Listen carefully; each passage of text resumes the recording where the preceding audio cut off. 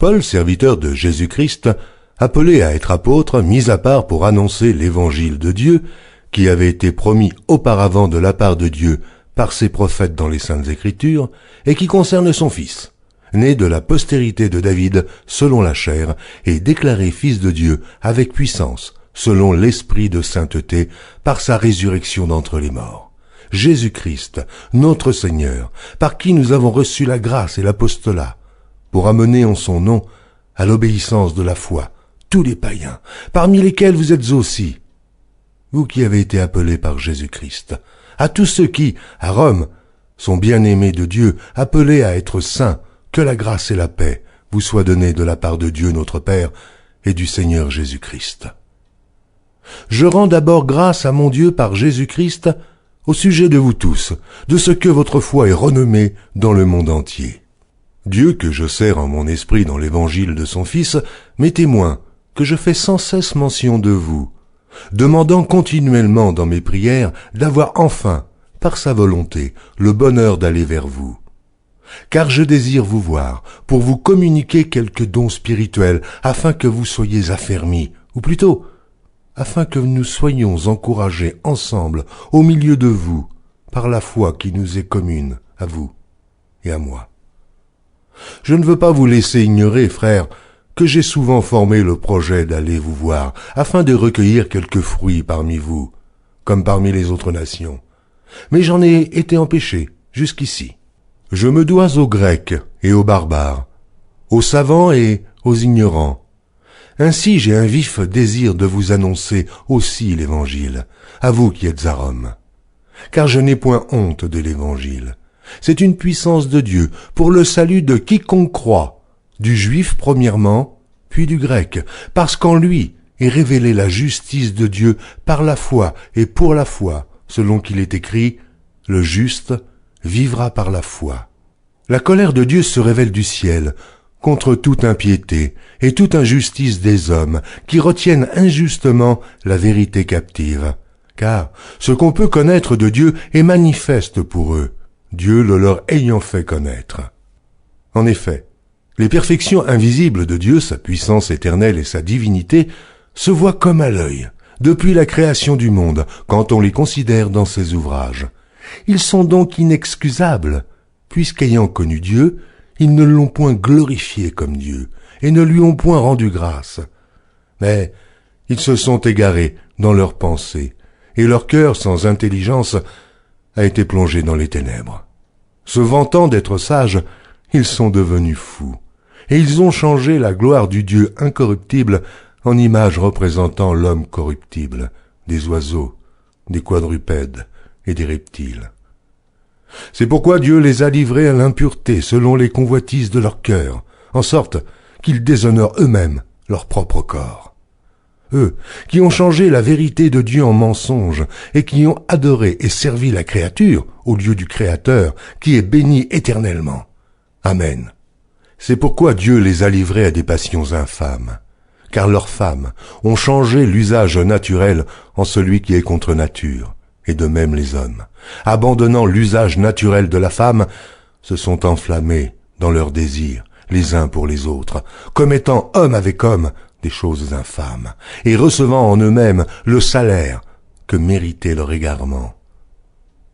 Comme ils ne se sont pas souciés de connaître Dieu, Dieu les a livrés à leur sens réprouvé, pour commettre des choses indignes, étant remplis de toute espèce d'injustice, de méchanceté, de cupidité, de malice, plein d'envie, de meurtre, de querelle, de ruse, de malignité, rapporteurs, médisants, impies, arrogants, hautains, fanfarons, ingénieux au mal, rebelles à leurs parents, dépourvus d'intelligence, de loyauté, d'affection naturelle, de miséricorde.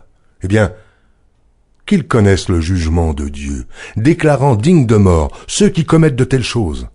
Non seulement ils les font, mais ils approuvent ceux qui les font.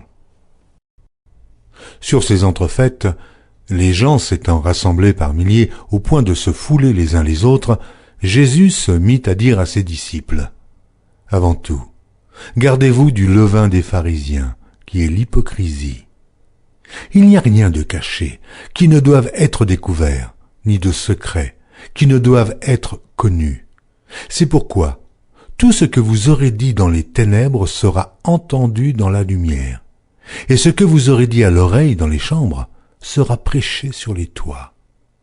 Je vous dis à vous qui êtes mes amis, ne craignez pas ceux qui tuent le corps, et qui, après cela, ne peuvent rien faire de plus. Je vous montrerai qui vous devez craindre. Craignez celui qui, après avoir tué, a le pouvoir de jeter dans la géhenne, oui, je vous le dis, c'est lui que vous devez craindre. Ne vantons pas 5 passereaux pour 2 sous. Cependant, aucun d'eux n'est oublié devant Dieu. Et même les cheveux de votre tête sont tous comptés. Ne craignez donc point. Vous valez plus que beaucoup de passereaux.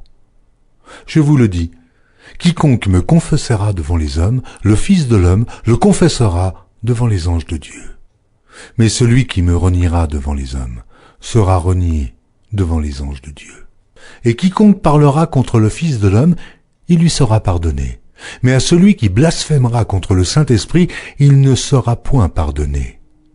Quand on vous mènera devant les synagogues, les magistrats et les autorités, ne vous inquiétez pas de la manière dont vous vous défendrez, ni de ce que vous direz, car le Saint-Esprit vous enseignera à l'heure même ce qu'il faudra dire. Quelqu'un dit à Jésus du milieu de la foule, « Maître, dis à mon frère de partager avec moi notre héritage. » Jésus lui répondit, « Ô homme, qui m'a établi pour être votre juge ou pour faire vos partages ?» Puis il leur dit, « Gardez-vous avec soin de toute avarice, car la vie d'un homme ne dépend pas de ses biens, fût-il dans l'abondance. » Et il leur dit cette parabole, « Les terres d'un homme riche avaient beaucoup rapporté. Et il raisonnait en lui-même, disant, « Que ferai-je ? Car je n'ai pas de place pour serrer ma récolte. Voici, dit-il, ce que je ferai. J'abattrai mes greniers, j'en bâtirai de plus grands, j'y amasserai toute ma récolte et tous mes biens. Et je dirai à mon âme, « Oh mon âme, tu as beaucoup de biens en réserve pour plusieurs années. Repose-toi, mange, bois et réjouis-toi. » Mais Dieu lui dit, « Insensé, cette nuit même ton âme te sera redemandée, et ce que tu as préparé, pour qui cela sera-t-il ? Il en est ainsi de celui qui amasse des trésors pour lui-même, et qui n'est pas riche pour Dieu. » Jésus dit ensuite à ses disciples, « C'est pourquoi je vous dis, ne vous inquiétez pas pour votre vie, de ce que vous mangerez, ni pour votre corps, de quoi vous serez vêtus. La vie est plus que la nourriture, et le corps plus que le vêtement. Considérez les corbeaux. Ils ne sèment ni ne moissonnent, ils n'ont ni cellier, ni grenier, et Dieu les nourrit. Combien ne valez-vous pas plus que les oiseaux ? Qui de vous, par ses inquiétudes, peut ajouter une coudée à la durée de sa vie ? Si donc vous ne pouvez pas même la moindre chose, pourquoi vous inquiétez-vous du reste ? Considérez comment croissent les lys. Ils ne travaillent, ni ne filent. Cependant, je vous dis que Salomon, même dans toute sa gloire, n'a pas été vêtu comme l'un d'eux.